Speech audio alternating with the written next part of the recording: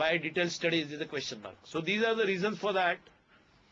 What is the solution for that according to me? I mean, I believe in a social movement. For example, today's I call it as a social movement. When 2000 youngsters sit together, and I'm talking about youngster means younger by mind. So I count Mr. Sharad Marathe, you also in that. And when we studied together IFRS, you know that your own batch used to respect you a lot as the youngest person. But 2000 youngsters are below 25 are here already. If they make a strong movement, such movements really pressurize to see that how we get into the global flow. Second part is, I have seen that wherever things have not happened, arising out of the sensibilities of the people, the commercial forces force it. I mean, I can see for example, the currently economic policies. Are they good or bad? Obviously bad, because we are getting the bad results. Okay, and we are not finding solutions perhaps. Petrol rates have gone up, diesel rates have gone up, stock market has gone into crisis.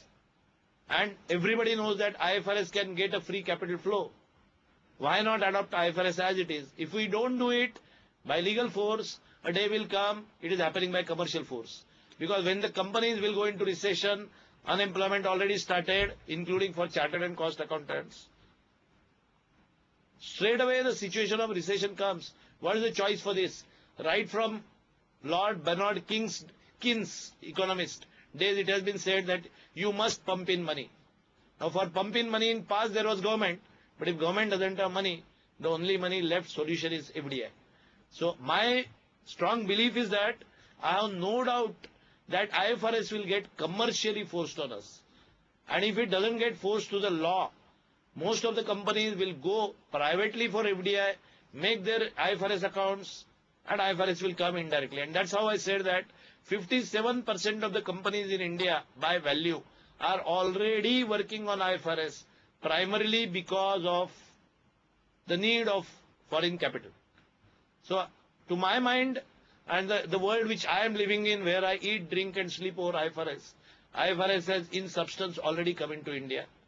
I did not want young professionals to remain in the dark arising out of the syllabuses they are seeing into their exam, where the thrust on IFRS is negligible. But IFRS has already come in, so don't worry about it. Those who are keeping a blind eye to that, well, they lose the major opportunity and somebody else takes it. Coming back to your original question again, the answer is perhaps the same. The global body of financing should insist on IFRS. They are already insisting. I mean, we had recently done one Poland case. Clearly, they wanted it to be IFRS accounts, and we prepared the IFRS account. So with 120 countries, I mean, how it happened for, what is it, which law came into GST or VAT? VAT came into some of the states and other states followed. Similar way, IFRS has come into 120 countries. We will be so much overwhelmed by the international community that we'll have no choice, that all these things will automatically happen. Only thing is that what we could have voluntarily done it and taken the advantage of, we are losing the advantage as a country. So the only tool which is in my hands or your hands, and thanks to Komal and Reliance like companies which perform their corporate social responsibilities, they support such kind of ventures. Honestly, otherwise you and me can't really reach so many people. And such kind of gatherings will definitely help to spread the awareness, which will bring a social pressure. And we have seen Anna Hazare bringing social pressure when whole India was on their toes. Now here, at least with e-gathering, a mini Anna Hazare like role I want to play. Okay.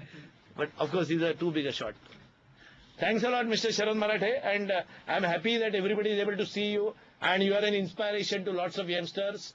Please give again a big hand to Mr. Sharad Marathe, the youngest, though physically oldest, age-wise oldest IFRS champion of the world.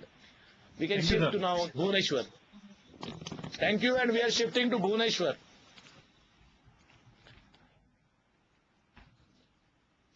While we are logging into Bhubaneswar, yes, sir, how are you?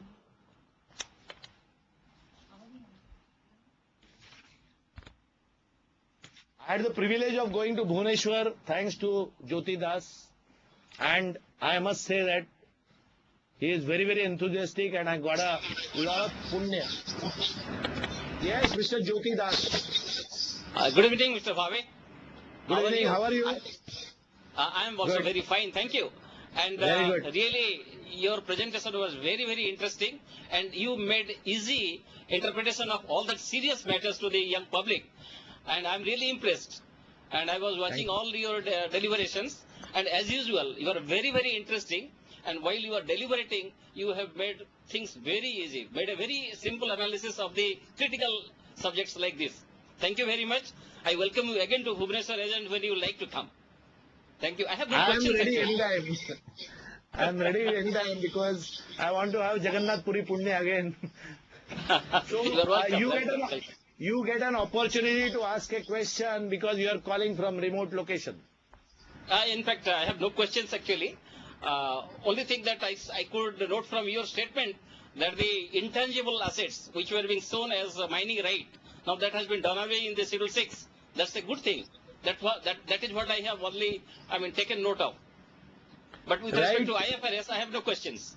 If you don't have any questions about IFRS, you raised the issue of mining rights, and you must have seen the Karnataka case of mining rights, where if the government starts putting mining rights as a intangible assets in their books of accounts, then such a kind of frauds will not happen. And perhaps mining rights shown in the government accounts, is government accounts covered under IFRS? For the benefit of all the 2,000 people, IFRS for public sector undertaking means IPSAS, International Public Sector Accounting Standards. So my recommendation to you is that not only let us bring only IFRS in private sector, but let us get IPSAS in the public sector. And when I asked this to the body called IASB, they said that they can deal only with private sector. For public sector, there is IPSAS. So we all should push out for that also. I'm sure maybe 2-3 years down the line, we'll have a similar webinar on IPSAS. And thank you, Mr. Jyoti Das. And now I'm going to only one SMS query. And we can have Chembur as a host now. And we close with the last query. Thanks to Kalyan Veneti and Preeti Parikh from Jalna. And these 30-40 people from Jalna, frankly, I have never been able to go to Jalna. But they used to come to Pune to meet me. How to address accounting ratios? The query has come on SMS. And it says that how to address accounting ratios of non-compliant nature with IFRS.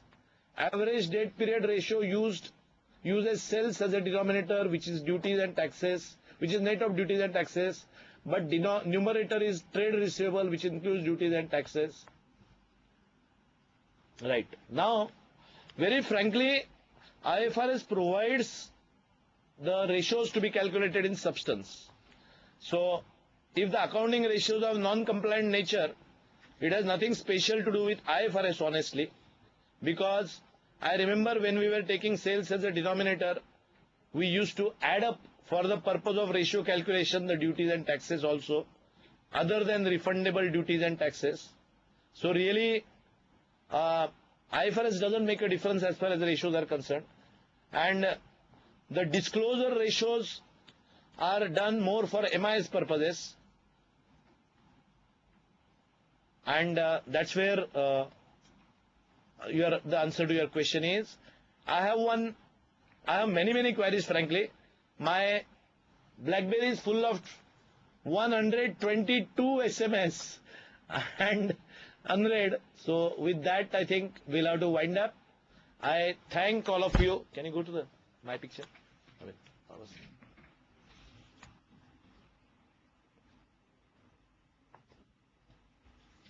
With this, we thank all of you because there are 122 queries and I don't think we'll be able to answer them. I'm also seeing a query from my native place, Nasik. So, Mr. Tapasvi, I'll come to Nasik and chat with you on this. And there are a huge number of queries. I am really thankful to all of you to make it a big success.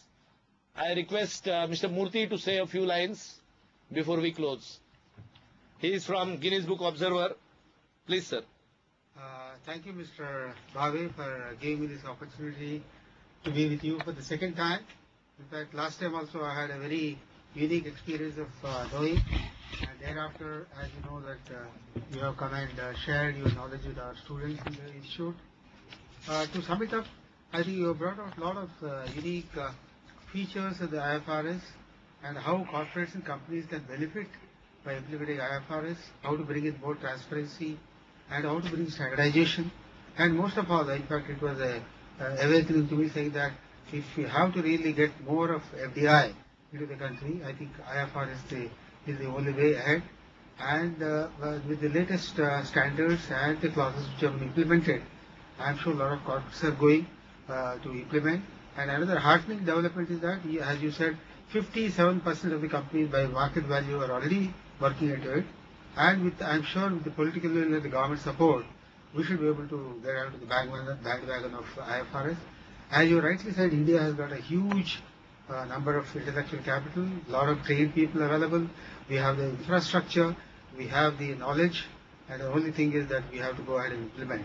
And I'm sure in years to come, with seminars like this, with your noble initiative of spreading it across the country and across the world, especially among the youngsters, I think, as you know, we have a large percentage of younger population, and we have the unique advantage of taking advantage of this and going ahead. So these are some of the observations. Thank There are you. a lot of people in audience who know that thanks to again Reliance and Institute of Company Secretaries and Cost Accountants, on 22nd August 2009, we could achieve this Limca record, and that time those who participated have been sent the certificate of participation individually. Similar way, when the Guinness Book procedure is completed, everybody will be sent the Guinness Book record, subject to their approval, of course. I can't make a statement. Only thing, how you can help us, and then individual certificates will be sent for the participation in the Guinness Book record, like it was in Limca Book record. You all might have seen this Limca Book record book of 2011, and in which on page 120, this Limca record was published. I'm showing you a similar record, I'm sure, during the due course of the procedure, for which please write your email ID in a legible letter, attendance sheet, sign it, and scan email it to Mohan Bhave at consultifrs.com as early as possible. Limca record time, it took us 1 month to get all the attendance sheet. This time I'm sure we are progressing faster and we are all aware of the things happening. And honestly, unless there are people who show interest proactively, it can never, such a seminar can succeed. So whatever efforts Mr. Bhave does, whatever effort Mr. Reliance does, whatever efforts those speakers from ACCA, whatever support President gives, not to be forgotten, and perhaps the most important, without your support, this kind of a grand webinar was impossible. So I heartily thank you, all of you, for making it a grand success. Be in touch. I am a teacher and will remain as a teacher, and would like to have any amount of support you need in your career, in your life. You are welcome. You have my email ID. You know I am on Facebook also as Ram Mohan Bhave, and you must be seeing me many times. All the best. Goodbye and thank you.